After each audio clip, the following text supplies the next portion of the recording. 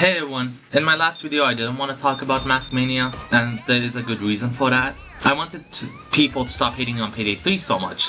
But in this video, I'm gonna clarify what went wrong, what they could have done right, and what they should do next.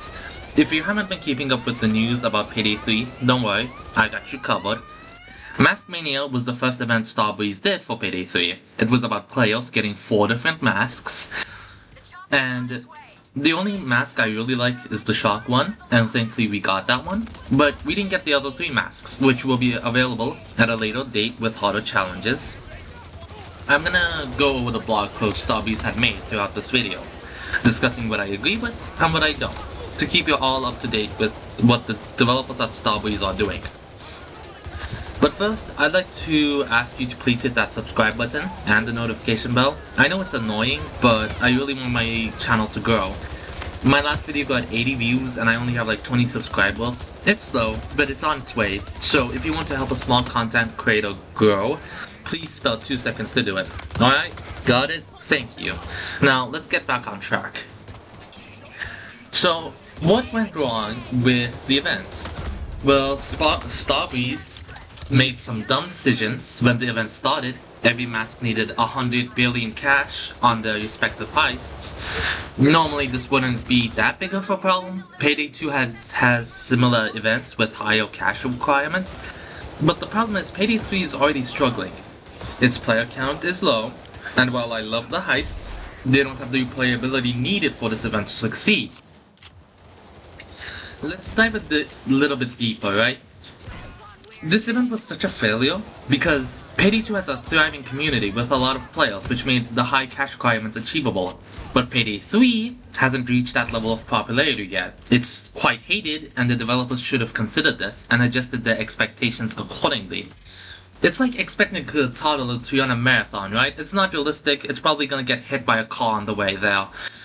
And I contributed to the cut ice mask, but the task was impossible. We didn't have the numbers or the heists required for this event. The cash drops from each heist were also an issue. The shark and gearhead mask was somewhat possible because the heist gave a lot of money, but cut ice and Discord Molly, they didn't have a chance.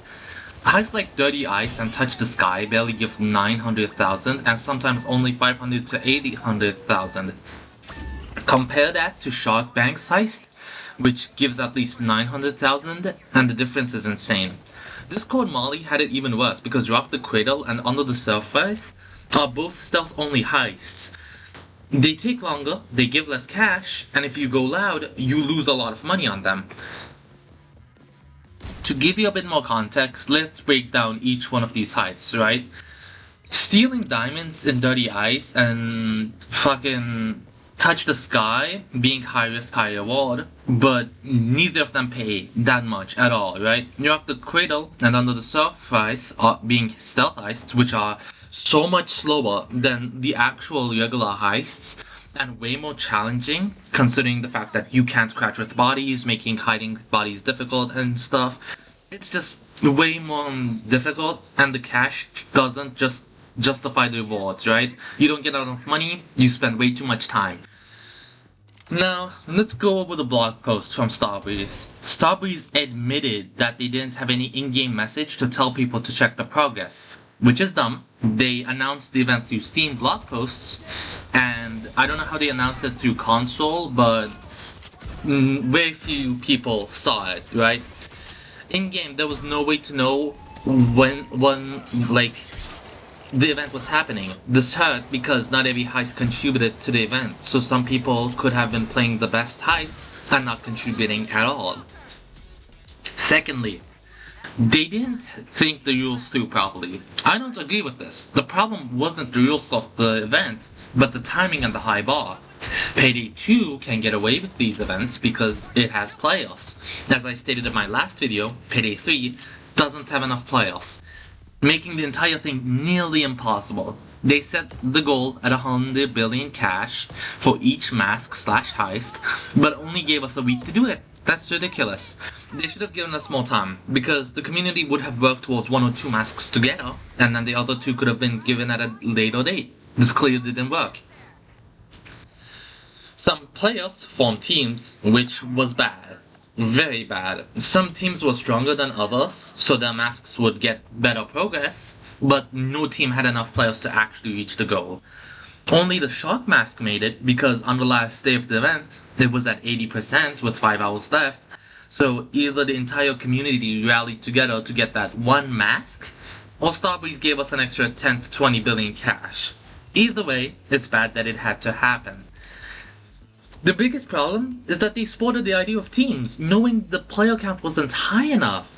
In horde shooters, players should unite, not compete against each other. Games like Warhammer Vermintide and Deep Rock Galactic do events right by bringing the entire community together.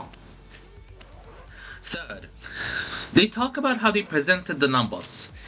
Yeah, no kidding. During the event, we had a progress bar. A progress bar! Starbreeze, please. We need numbers to keep motivation high. Most people gave up after a day or two because no one wants to calculate percentages of 100 billion. So, what do they need to do next? I think the next event should make players want to unite over the event, right? And make it possible with the current player count. Hopefully, more players will join from it. I know this video might not reach many people since I recently started, but I love Payday. I love Payday 2, and I'm really enjoying Payday 3. So I want both games to do well. Let Starbreeze know what you think, and keep some faith in them. In August, Almir, the creator of Payday, said there would be a new bunch of content coming, so I really hope it's good. Let's take a moment to talk about the community. Payday has always had a passionate and dedicated community. The players love the game, despite its flaws, and they want to see it succeed. Events like Mania should be opportunities to bring the community together, to work together towards a common goal, and celebrate our love for the game. Instead, it divided us and left many players feeling frustrated and disappointed. One suggestion for Starbreeze would be to engage with the community, listen to feedback, understand what the players want, make adjustments accordingly. Transparency and communication are key. If the players feel heard and valued, they're more likely to stick around and support the game. And another idea is to introduce smaller and more frequent events with achievable goals. This would be keeping the players engaged and giving them something to look forward to without overwhelming them with unrealistic expectations. It's all about finding that balance, between challenging and obtainable. Also, let's not forget about the rewards. The masks are cool, but what about other incentives? Exclusive weapons, special stickers, maybe with animations, or even new guns skins, right? It could motivate players to participate and invest more time in the game. Variety in rewards can make events more exciting and more worthwhile. To wrap things up, it's clear that the first event of Payday 3 was a mess, right? But there's potential for improvement. With better planning, communication, and listening to the community, future events can be much more successful, and I am hopeful for the future of Payday 3. And I believe with the right changes, it can live up to its potential. That's all from me for now. Phoenix, signing off. I hope you guys have a good night or day. See you in the next video.